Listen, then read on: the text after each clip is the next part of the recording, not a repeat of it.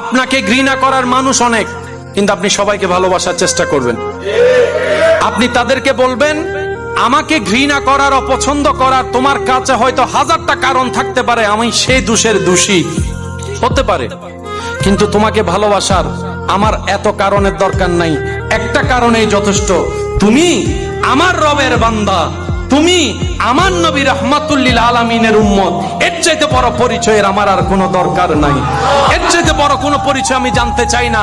তুমি আমার রবের বান্দা, আমি তোমাকে ভালোবাসি। তুমি আমার নবী রাহমাতুল লিল আলামিনের উম্মত, আমি তোমাকে সম্মান করি। তুমি যতই ঘৃণা আমাকে করো, তোমার জায়গা থেকে তুমি করো, তোমার রবকে তুমি জবাব দিবা, উত্তর দিবা সে বিচারের দিনে, তুমি তোমার হিসাব, আমি আমারটা দিব। আমি বলবো, আল্লাহ আমি ঘৃণা করতে শিখিনি, আমি ভালোবাসতে শিখেছি, আমি অপমান করতে শিখিনি, সম্মান করতে শিখেছি। কারণ আমি জানি, যেদিন থেকে বুঝেছি তুমি তাকে দয়া করো যে অন্যকে দয়া করে, তুমি তাকে সম্মান দাও যে অন্যকে সম্মান দেয়। বলেন না সুবহানাল্লাহ।